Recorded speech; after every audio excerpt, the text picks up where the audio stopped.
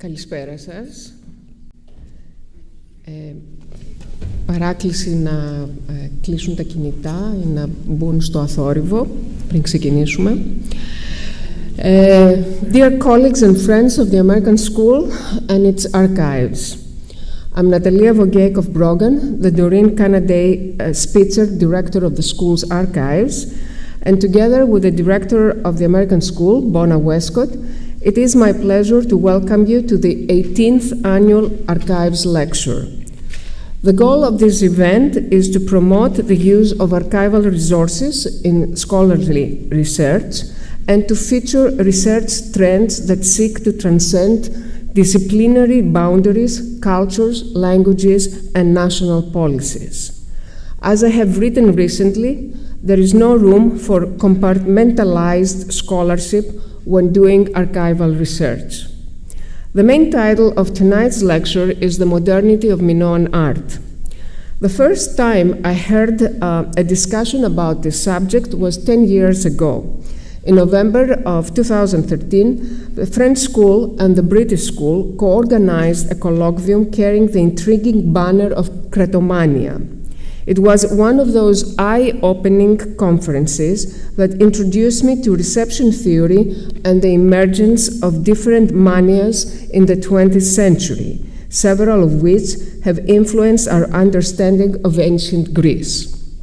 The papers in the colloquium were published 4 years later in a volume edited by Nicoletta Momigliano and Alexander Farnou.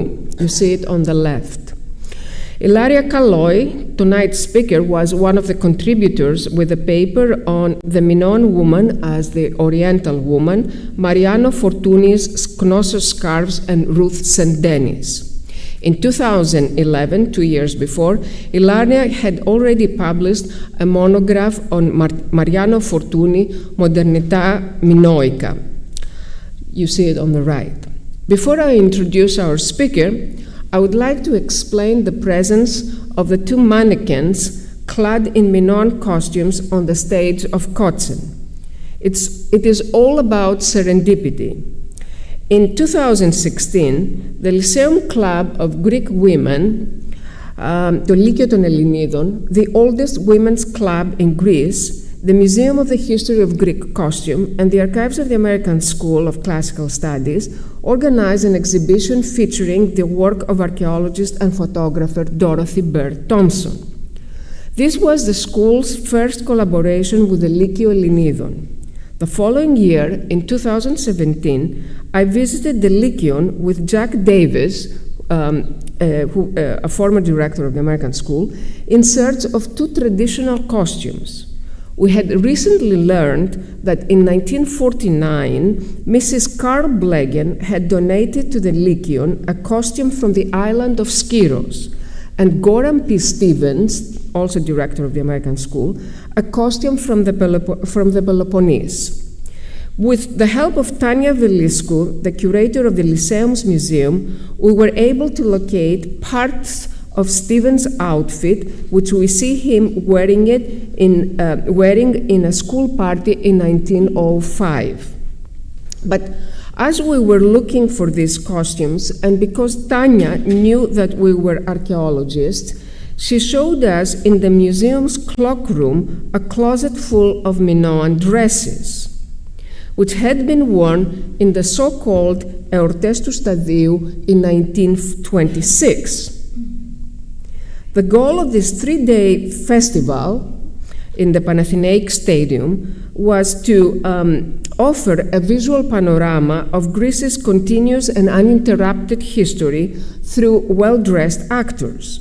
The procession began with young women clad in Minoan costumes, followed by Amazons and Oceanids, and concluded with Byzantine princesses and modern Greek women clad in traditional costumes from various parts of Greece. To make the Minoan costumes, the Lyceum had consulted archaeologist Anna Apostolaki, who in 1926 became the first curator of the National Museum of Decorative Arts. In the Lyceum's annual report, the great feminist Caloi wrote about the Minoan costumes. Quote, "If Evans excavated Knossos and discovered the marvelous frescoes, the Lyceum made the Minoan frescoes come alive through the costumes of Anna Apostolaki." End of quote. The Cretomania that had swept Europe in the 1920s via modern architecture, but also in the visual and performing arts, as Laria will show us tonight, had also affected Greece, but for different reasons. Here, it supported the articulation of a national narrative of historical continuity, which included the newly discovered Minoan civilization. I was told that the Minoan dresses worn at the stadium celebrations had not been displayed since then. So what better occasion to exhibit two of these dresses made 100 years ago than tonight at a talk that explores Cretomania. For this second collaboration between the American School and the Lyceum Club, το Λύκειο Ελληνίδων, we are grateful to the President and the General Secretary of the Lyceum Club, Maria Papamarkou and Katerina Daskalaki, respectively, to the Curator of the Lyceum's Museum, Tanya Veliscu, to the effort of the Lyceum's Historical and Photographic Archive, Amalia Markadzi, and of course, to Conservator Vivi Gerolimatou, who is responsible for the staging of the mannequins. Without further delay, let me introduce you to tonight's speaker. Ilaria Caloi is Associate Professor of Aegean Prehistory at Ca' Foscari University of Venice. As a member of the Italian Archaeological School at Athens, she has worked at Festos, Camillari, and Agia Triada for more than 20 years. In 2013, Caloi started a collaboration with the French School of Athens at Malia and with the University of Louvain at Sisi. Her publications focus on three areas: Minoan ceramic production, the archaeology of death, and the reception of Aegean art in the 20th century. Her latest publication is a volume she co-edited with George Doudalis titled Protopalatial Pottery, Relative Chronology and Regional Differences in Middle Bronze Age Crete. Before that, in 2019, she co-authored with Luca Girella a monograph about the Tholus tombs in the Messara Valley. Tonight, she is here to talk about the reception of Minoan art in the work of Spanish artist Mariano Fortuny y Madrazo. Please join me in welcoming Ilaria to the podium.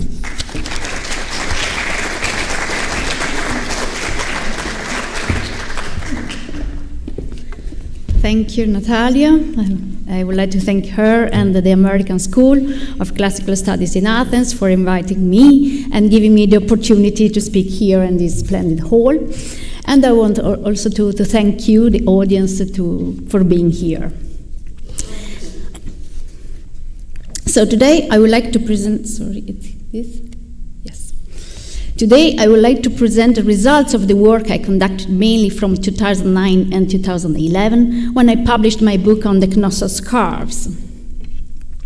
That are the scarves produced by Mariano Fortuny y Madrazo from 1906 to 1930, which are inspired by the Minoan motifs of vases and frescoes of the Minoan civilization of Crete, and thought to be worn by a modern woman. Then I went on publishing a few papers on the topic, but this is the main book that I produced on the topic. So for this presentation, first I want to introduce you the eclectic personality of Fortuny, dwelling on his life and his purpose to produce textiles printed with Minoan motifs. Second, I will present the Minoan civilization of Crete and especially its discovery in 19, and I will focus on the reaction of the archaeologists, but also of the artists of the 20th century to the discovery of this civilization, which was paradoxically described as modern and especially as the first European civilization.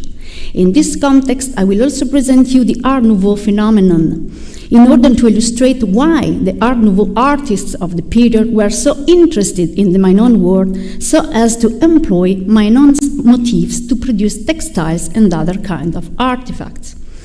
And finally, I will present the Minoan production of Fortuny, the so-called Knossos scarves, to show you his Minoan sources of inspiration for his textile production, and to illustrate the reasons why he chose the Minoan the Minoan art and mostly the Minoan culture to express the modernity of his Art Nouveau creations, but also of the woman wearing them.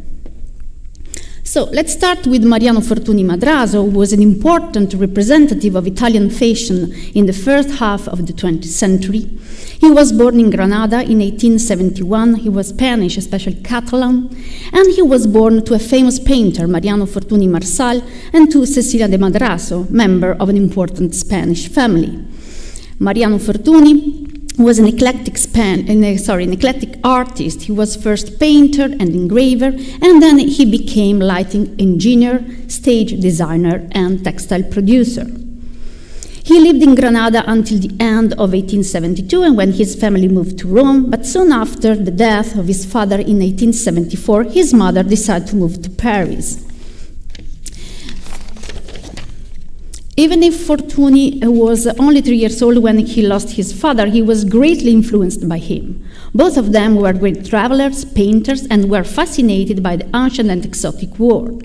From his father, Fortuny inherited many paintings, drawings, and especially Islamic textiles, which became a fundamental source of inspiration and imitation for the textile creations of Fortuny. For Fortuny, his true home was Venice. He established himself there in 1889, and he died there in 1949. This is a picture taken from him. In 1999, he transferred his studio from Palazzo Martinengo to the Palace Pesaro Orfei, which was transformed in his atelier laboratory, eventually known as Fortuny Museum. And you see here the picture of this splendid museum where you can appreciate his furniture, his artifacts such as paintings, sculptures, and lamps, and mostly his dresses, costumes, as well as his hangings, and one Knossos scarf. This is the only Knossos scarf preserved now at the museum. In 1901, he moved to Paris, where he lived there until 1906, and where he opened an atelier that you see here on the Champs-Élysées. In the same year, in 1906, he affiliated with a German company, and thus he started working also in Berlin, where he collaborated with the Austrian poet and librettist Hugo von Hofmannsthal, who had an important role for him because he organized the official presentation of the scarves, and he met the American pioneers of modern dance, Isadora Duncan, and especially Ruth St. It was in this period, when he was working between Venice, Paris, and Berlin, that he started his textile production of the Knossos scarves. These 4-meter-long scarves, made of silk and decorated with printed designs representing mostly Minoan motifs, were called by him Knossos scarves. As I will show you later, the first appearance of Fortuny's scarves occurred in Paris in 1906 during the inauguration of a private theater, and the first official presentation was in 1907 in Berlin. It is therefore plausible that his interest in Minoan Crete started in Paris, the capital of Cretomania, where many intellectuals and artists were involved in the reception of Minoan Crete. From 1907 to 1930, Fortuny went on to produce Knossos scarves, used also as wall hangings, as you see here, in his atelier in Paris, and he also created different kinds of textiles and clothes printed with motifs inspired by various cultures of the Mediterranean area and of the Oriental world, as well as by ancient Venetian Renaissance and Baroque costumes. As a couturier, Fortuny invented an innovative pleating process for silks, and he produces many patented and famous dresses, like the Delphos gown that you see here. It was invented in 1909. It's a monochrome pleated silk robe called Delphos, after the famous statue of the charioteer of Delphi. And you see here one of the first models that he created, worn by his wife, Henriette. Actually, from my study, I understood that for his 1- and 2-pieces versions of the Delphos gown, Fortuny was inspired both by the charioteer of Delphi and by the well-known archaic Caloi, which came to light during systematic excavations in Greece during the second half of the 19th century. These Delphos gowns were worn by famous actresses of the time, like Eleonora Duse, Sarah Bernhardt, but also by, as you see here, Peggy Guggenheim and the dancer Isadora Duncan. As in the 1910s, the demand for his textiles and dresses rose dramatically, the workshop in the Pesaro Orfei Palace was unable to satisfy it. Thus, Fortuny, in 1919, founded a new factory devoted to the production of his dresses. The factory, which is still in use, was installed on the island of Giudecca in front of Venice.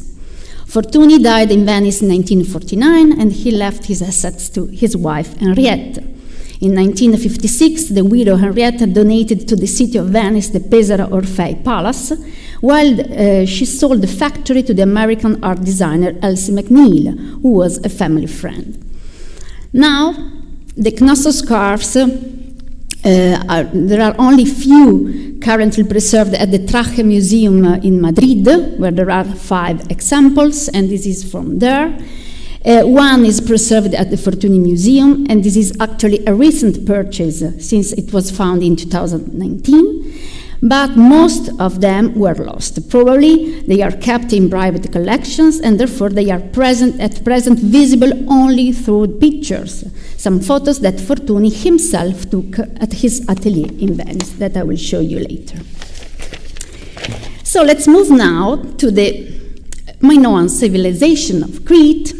This Aegean Bronze Age culture, which arose at the beginning of the 3rd millennium on Crete, this big island in the Mediterranean Sea, I don't have to tell you where is it, and the Minoan civilization, named after the legendary king Minos, was brought to light in 19. The 19 was indeed a crucial year for the archaeology in Crete, since it marked the beginning of modern excavations. In 19, the English Arthur Evans started the epochal and systematic excavations of Knossos, which brought the discovery of the palace.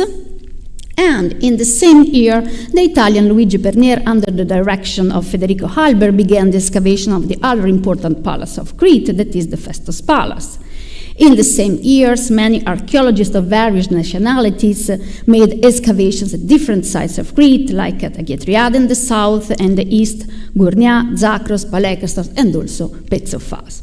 So all these modern excavations revealed in new civilizations, which rivaled in importance the spectacular discoveries by Heinrich Schliemann at Mycenae and Troy, but which present different architecture and artifacts. The discoveries of Crete impressed both the archaeologists who brought them to light and the great public. Actually, all the first preliminary publication by Evans, Pernier, Dawkins, and Bosanquet on the Cretan sites described the Minoan culture as a glorious civilization because it was characterized by sumptuous and noble palaces that you see here. The palace is the word used by the archaeologists of the early 20th century to call these magnificent multi-story buildings, and now we prefer to call them court-centered buildings. And these buildings are characterized by central and western courts, and you see by these theatral areas for events, you see here Knossos and Festos, and also by grand staircases.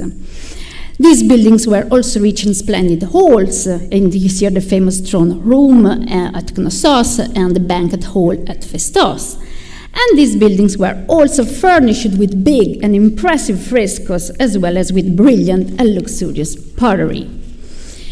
And so let's see the frescoes that impressed the archaeologists and the artists and art critics of the time. For example, the frescoes with human figures, which are notable because they show natural-sized figures.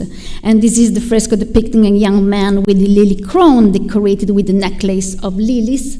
You don't see very well, but there are. And then other famous frescoes are these depicting men in a procession carrying peculiar pots, and especially the cup-bearer fresco. About this man depicted of the fresco, one of the most famous art critic and art historian of the early 20th century, Edmond Potier, spoke of him as a man expressing a new spirit, something European. That is the way to say that the man was modern. But the frescoes which attracted mostly the attention of the art critics and of the Art Nouveau artists was those of women. You see here the detail of the tripartite shrine fresco depicting women seated, probably attending some events with their colored flounced skirts. And you see also the detail of the Sacred Grove fresco from Knossos with dancing women who wear flounced skirts and tight open bodices. The same skirts are worn by small statues of women beautifully decorated with an open bodice that leaves her breast exposed. And you see here the famous images of this snake goddess found in the temple repositories at Knossos, where you see the goddess with snakes on their arms or holding two snakes, like the one here on the stage.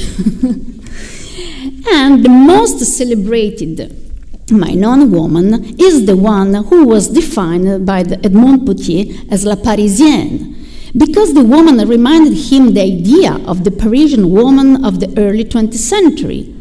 Let's look at the enormous eyes, her sensual mouth with red lips, the black hair with a provocative curl down on the forehead, what we call in Italian le ricciolo tirabaci.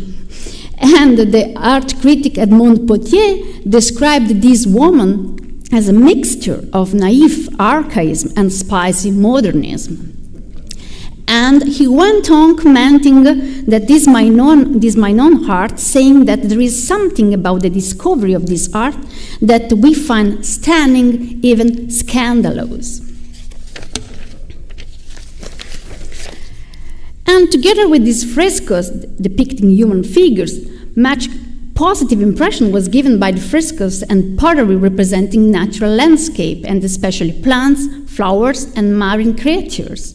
You see here some Minoan fresco, like the one from Aghiatriada on the right, and some fragments of a vase here, and another vase with lilies from Knossos.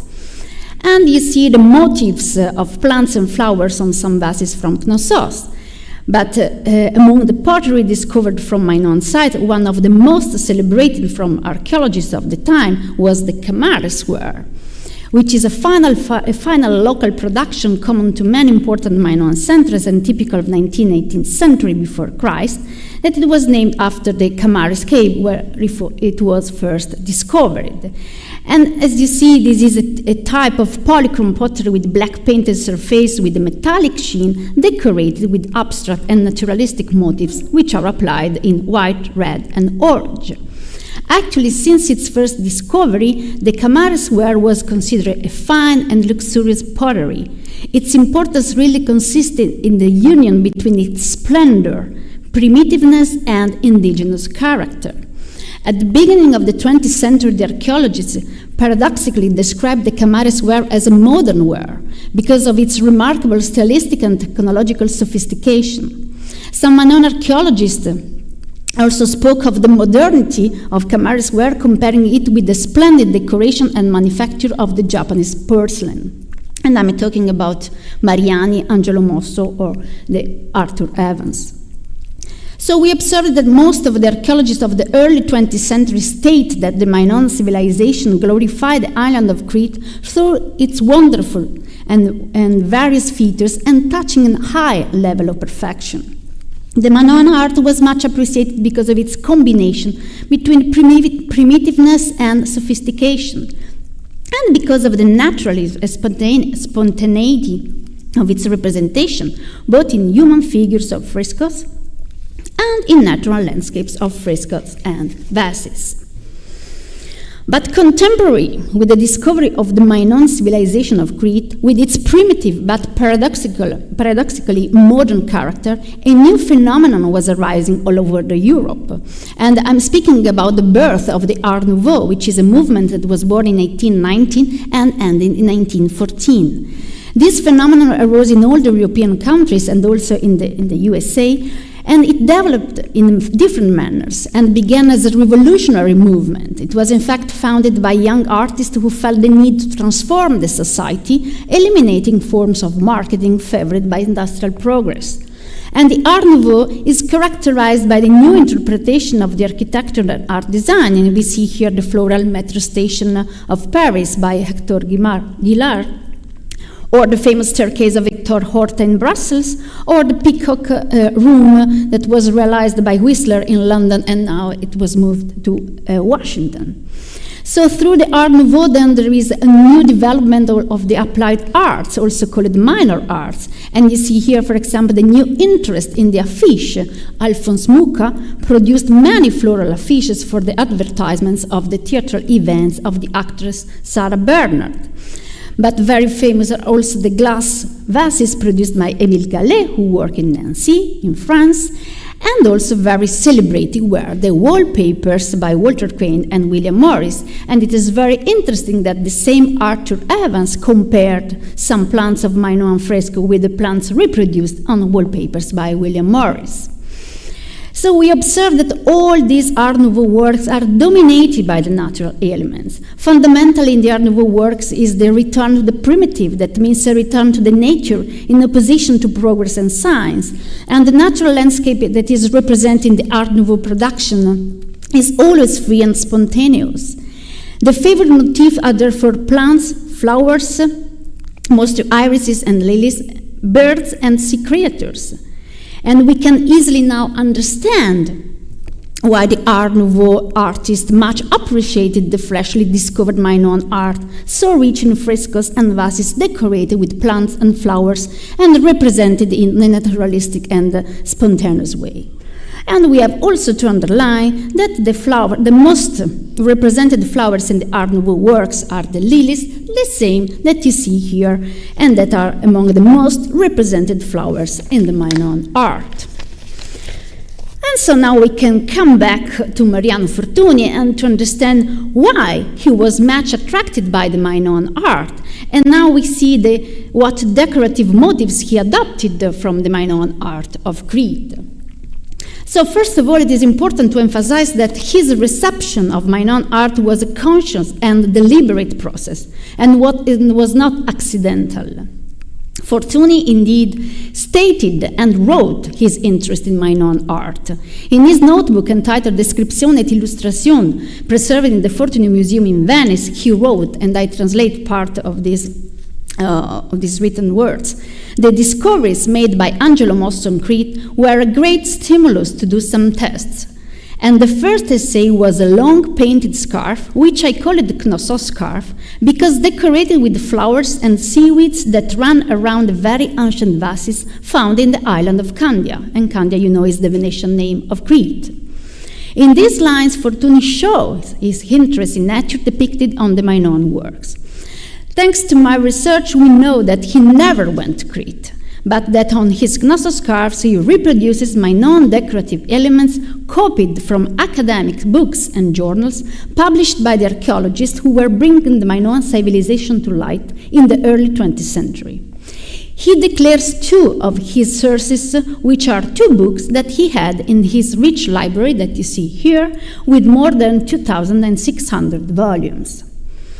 The first book is Excursion in the Mediterranean and Excavation on Crete, written by Angelo Mosso, who was an Italian archaeologist who excavated in Crete between 19 and 96, and who published his book in 1907.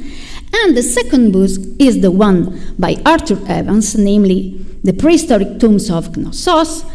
And you see, this is the book in his library, and now the exhibition at the Museum of Fortuny, they show the book with all the printing plates that I will show you now.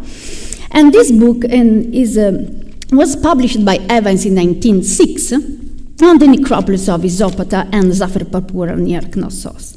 This source is written by Fortuny on this paper, where you see the sketches of Minoan motifs that interested him.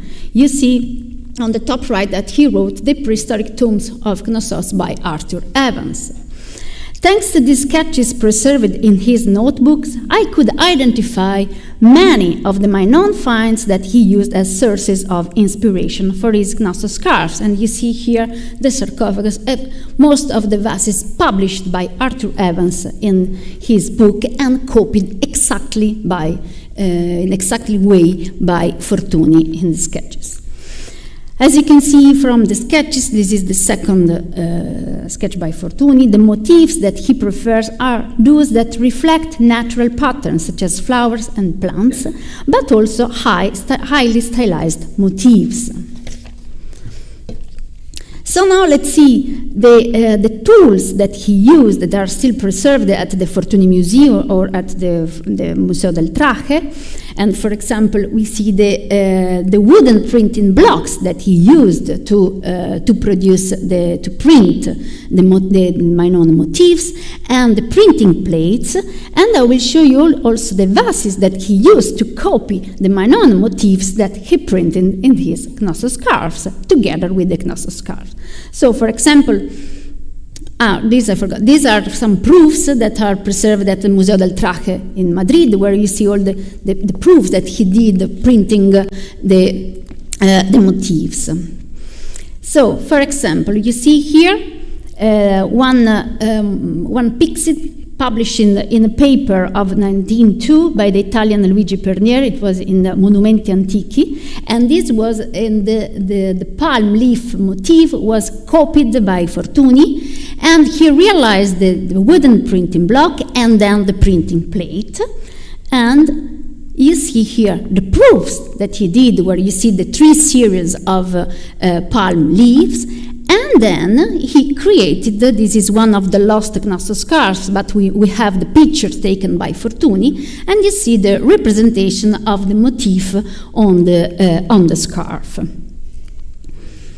Then you see this wooden printed block and the relative printing plate, where it is representing one of the motifs most frequently used by Fortuny, that is the papyrus flower, copied from a jar that you see here, published by a jar from the necropolis of Isopata near Knossos, published by Evans.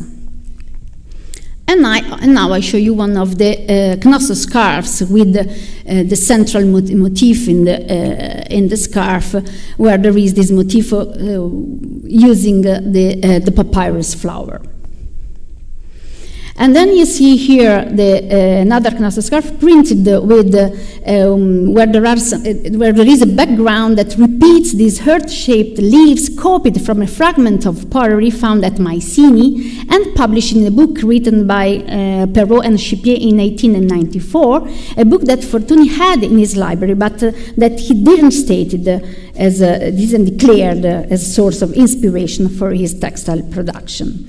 And then I want to show you also this scarf where we see the flowers coming from one of the famous frescoes from Agia Triada, and the cat fresco, which was found during the excavation of the Italian villa and published in the paper by Luigi Pernier.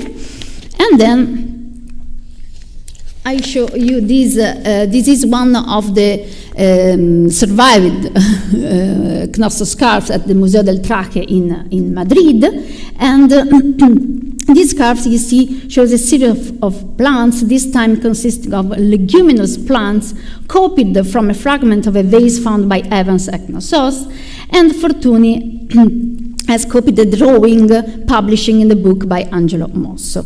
And at the center of the scarf, you can see that there are some lilies in radial position, the same that we see in this Knossos scarf that is at the Fortuny Museum, and is the exact reproduction of the 3 lilies coming from this vase from, here they are, this vase from Knossos. And now I want to show you other stylized motifs that he used. For example, the spirals, the running spirals from this jug published by Evans, and you see that they are around the edges of this Knossos scarf. And again, he used the same jar to reproduce this series of drops and wavy lines that are really exactly the same that are painted, that are on this illustration of the vase. And you see the similar reproduction here in this Knossos scarf. I want to show you also other details. Here, the same leguminous of the scarf, and you see also some Camares motifs on the top. And here, this is a proof of a Knossos scarf, a non-finished Knossos scarf. And now I would like to show you also the marine world, the sea animals that Fortuny copied from the Minoan art. For example, you have here the scarf, the same scarf that I showed you before, in which I wanted to show you the octopus that was taken from the famous pilgrim flask of Palekastro. But in the scarf, the tentacles of the octopus are reversed. And then in this printing plate, we can see the other sea creatures. The sides have 2 Argonauts, one of which is taken from the famous Minoan Mycenaean jug found at Marseille. And in the middle, you see the network of seaweeds with murex shells copied from the pattern painted on the vase found out at Agia Triada. And finally, on this kaftan, which is not a Knossos scarf, is the only one that, or probably there are two, where you see different Minoan motifs, including the network of seaweeds with murex shells already seen, and on the sleeves you see a stylized motif, which consists of a spiral and a reticulated pattern, which is copied from this stirrup jar found in the necropolis of Isopata by Evans. So if until now we have seen the decorative motifs that Fortuny copied from Minoan art to print and ornate his Knossos scarves, now we see how these Knossos scarves had to be worn. What was the idea of Fortuny about these Knossos scarves? How this scarf has to be worn by the early 20th century woman.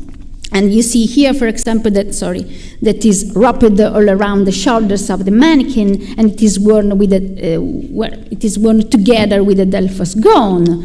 But it is interesting to see that the first appearance of the scarves, which occurred in Paris in 1906 during the inauguration of the private theater of the Comtesse de Beurre, here the Knossos scarves were worn by dancers. And again, the official presentation of the Knossos scarf, which took place in Berlin in 1907, was presented by a dancer, who is the American dancer Ruth St. You see here the only picture we have of this important event in Berlin with Ruth St. wearing a Knossos scarf. But who was this Ruth St? Why Fortuny chose a dancer to present his Knossos scarves, and why he chose exactly Ruth St? So let's try to answer these questions, and let's come back to the Europe of the early 20th century. At the beginning of the 20th century, several reforms took place in Europe, such as the reform of the theater, of the costume, and of the fashion, as well as of the dance. Among them, the reform of the dance was fundamental for the birth of a new way of seeing and conceiving the woman. The pioneers of this reform of modern dance were all American dancers who arrived in Europe in the late 19th and early 20th centuries. I speak of Loya Fuller, Isadora Duncan, and Ruth St. All the three dancers were responsible for the birth of the modern dance in Europe. That means they worked for the liberation of dance from convention and inhibition, and they were actually the first true representatives of women's emancipation. So the first to arrive in Europe was Loya Fuller, who went to Paris in the 90s of the 19th century, and famous are her Parisian performances, in which he used large and transparent veils, silk veils, animated by long canes, as you see, which made the veils wave, rotate, and swing, thus creating floral and animal images. The most famous performance is the serpentine dance that you see here. Then there was Isadora Duncan, the promoter of the return to the origins. In her performances, looked at the ancient Greece as her the center of her innovation, her source of inspiration, and Isadora Duncan danced outdoor, barefoot, and with the short white gowns, which evoke the classical Greece. She helped to make dance and art autonomous, spontaneous, and free. And then there is Ruth St, the one who introduced the Orientalism in Europe. When Fortuny met her in Berlin, she was touring Germany and traveling across Europe performing her Oriental dances. Indeed, she was mostly interested in Far Eastern cultures, and especially Indian and Japanese, and thus during her performances she mainly reproduced the Indian dances with characters like Radha and Yogi, but her dances also included images from Japan and North Africa. In her Oriental dances, she embodied a mixture of mystical and sensual rituals at the same time. Ruth St, in her exotic performance inspired by Egypt, India, and Japan, danced with veils as well. The adoption of veils to cover and bear the feminine body became one of the most frequently used tools of modern dancers to amplify their bodily movements and expression, and helped to create a new vocabulary of movement to express a fresh femininity, free from the 19th century European moral and social conventions. And indeed, she embodied the idea of the femme fatale, femme de siècle, that is the Art Nouveau woman. So who is this Art Nouveau woman? She is the woman represented by Mucha in his affiche. The woman Art Nouveau is Our Lady of Mucha, mystical and sensual. The Art Nouveau woman is the famous Salome, who embodies sensuality and perversion that characterized the image of the Oriental woman built in Europe in the late 19th century. And the popularity of Salome at the time is due to the tragedy written by Oscar Wilde in 1894 and illustrated by Arthur Bursley, as you see here. And the figure of Salome is very well represented by Klimt, as we can see in his paintings Judith I and Judith II, where she is depicted with her breast exposed. The Art Nouveau woman of Mucha, of Klimt, and of Oscar Wilde, as well as the femme fatale well represented by Ruth St in her Oriental performances, is not actually really different from the idea of the Minoan woman which was created at the beginning of the 20th century. We have seen that the female figure of the fresco La Parisienne was called La Parisienne because it reminded the idea of a Parisian woman. But it was also commented on as a mixture of purity and sensuality, and I repeat here again the exact words used by Edmond Potier, a mixture of naive archaism and spicy modernism, that make this Minoan art, but also this Minoan woman, stunning, even scandalous. So to close the circle, and to answer the questions why Fortuny chose the American dancer Ruth St.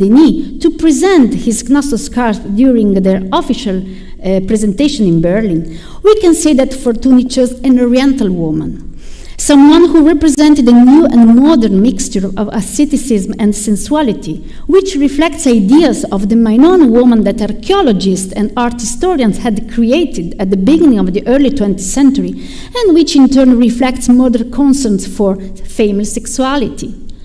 Through his Knossos scarves, he followed the fashion of the time. He created a garment in accordance with the new fascination with veils and with the fresh enthusiasm for Oriental cultures, mainly the Near and Far East. Fortuny's Knossos scarves are printed with Minoan motifs, but actually imagined as Oriental garments.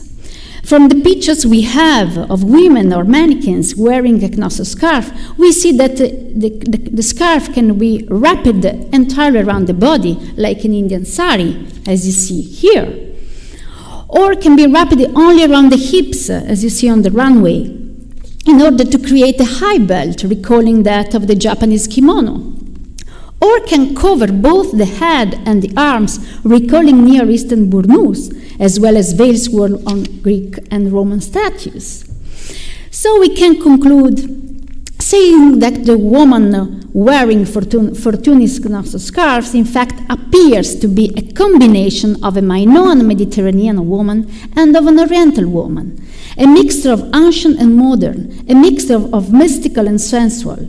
The Knossos scarves are a meaningful vehicle for the early 20th century modern woman to express a new femininity, intensely infused with the scent of magic and seduction imported from the Orient and embodied by American pioneer dancers such as Ruth St. And to show you how the Knossos scarf was thought to express a new idea of woman, a new idea of the 20th century woman, I would like to read the comment of a journalist, Antonio Borghese, who attended the official presentation of the Knossos scarf in Berlin.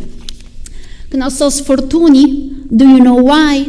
Because Fortuny has inspired neither by Paris nor by Vienna, but by the island of Minos. This mysterious island where Angelo Mosso discovered the roots of European civilization is capable of all the surprises, even to teach with the fragments of a culture 10 centuries prior to Christ, the art of dressing to the ladies of the 20th century after Christ. And I would say also to the ladies of the 21st century. Thank you very much for your attention.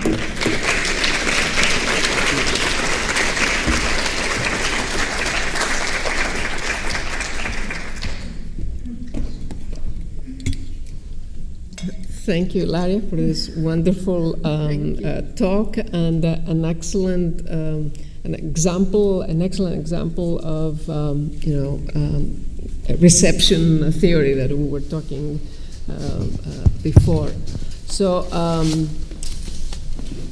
reception of ancient art in the 20th century.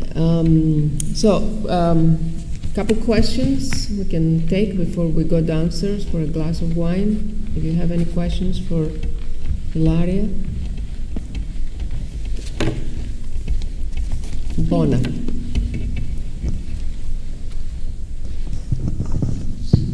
Thank you so very much. That was really fascinating and wonderful. Could I learn a little bit more about the scarf itself? What was its material? Were they all the same material? And they looked at very large in scale. Were they one or two panels? And so could you just tell us a little bit more about their manufacture?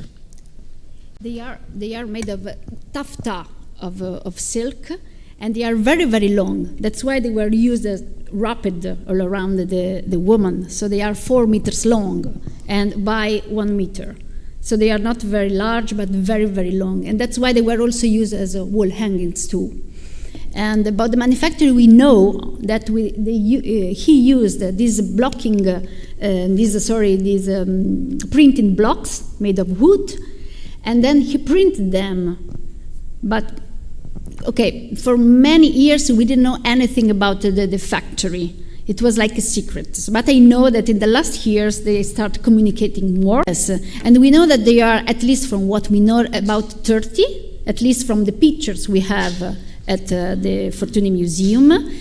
And you can see them, for example, at the Museo del Traje, or the one which was purchased in 2019 at the Fortuny Museum. And it is possible that they are in private collections, but actually we don't know if they were more than 30. So, thank you. You're welcome. Please. Yes, thank you. We saw one painting at the beginning of your lecture. Yeah. Where Fortuny painted his own wife. Yes. Wearing a Knossos scarf, yes, and a Delphos gown. And both, yes. Yes. My question is, are there other paintings by him later or earlier than this? No, portrait? The same period. Sorry? It's the same period. Yes, but my question is, are there other paintings on the same theme? He was a trained artist, I understand. He was not just a designer. Yeah. No, there are, for what we know, at least at the museum, there aren't other paintings with the Knossos scarves. This is the only one we have. Okay. But we have other paintings with the Orientalistic, let's say, topics, because at the beginning he was much influenced by this Orientalism as his father. But the topics are completely different from he was very eclectic, and if you go to the Fortuny Museum, you can see all the influences that he had from Egypt, Near East. But what I found interesting is that for the Knossos scarf, he chose only Minoan motifs. So it was a choice. And what I really would like is that some of my colleagues working on Egypt, Near East, could do the same work at the Fortuny Museum, because I think that he was conscious of his reception. So we can, for example, see if some of his Near Eastern, let's say Near Eastern inspired dresses can have only Near Eastern motifs, because also for the Delphos gown, this was inspired by the Korai, by the Greek art. And in my opinion, it makes sense, because at the time, the Greek art, especially Korai, were seen as the idea of the austerity, of the simplicity. And the gown that he produces, and he called Delphos gown, is very simple, is pure. So I think he was really conscious of his interest and of the results of his interest in his production. So, thank you. You're welcome. Yeah. Hi, thank you so much for this wonderful talk. It was amazing and super interesting. Thank you. And I couldn't help but notice how central women were, like, just even visually to this projects that you had. And so I was wondering if you had found any voices or thoughts, of these women seen in your archival photos, these beautiful pictures, and what they thought about the scarves, or the pictures being taken of them, or the art created for them, or out of them, with Henrietta and any of these dancers. I didn't understand the last part. Sorry. If there is something in the archive that...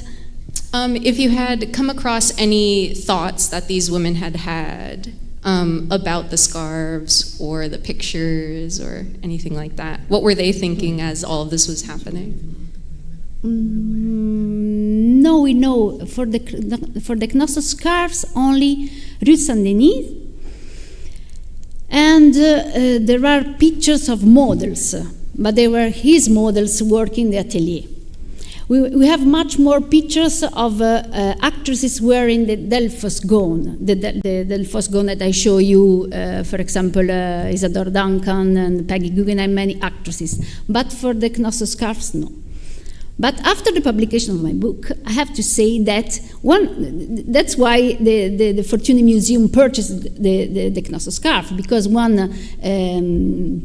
lady from Venice went to the museum, said, I have this, and I'm not sure if it is a Knossos scarf. So the museum was shocked, and they decided to take it, to buy it. So it is possible that there are Knossos scarf or pictures, but it's only 10 years that we know this about Fortuny, essentially. So it's not a lot. You're welcome. Jack. I'm not sure I need the microphone. I have a loud voice. But thank you. Congratulations. Wonderful presentation. And Natalia, thank you for bringing the costumes from the Legionelli Nithon. It's great to see them again. My question involves Hermes. And Hermes typically has drawn on Minoan motifs, at least some of their designers have from time to time. Not currently, though, I noticed, because I was looking just last week, but do you know anything about the reception, about, are the Hermes designers, have they been influenced at all by Fortuny, or is this independent innovation? I don't know, essentially, but I know that there are other fashion designers, like, for example, Lagerfeld, or I don't remember now the name of the Greek fashion designer who produced. Sorry? Yeah.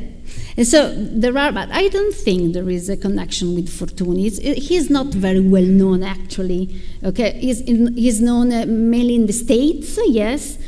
But I think it's independent. Thank you. That's my opinion. Thank you. Oh, how much did the museum pay for that scarf? I know, 20,000 euro. Okay, we'll be watching on eBay. Thank you. So, if there aren't any other questions, let's thank Ilaria again and go downstairs for a glass of wine. Thank you very much.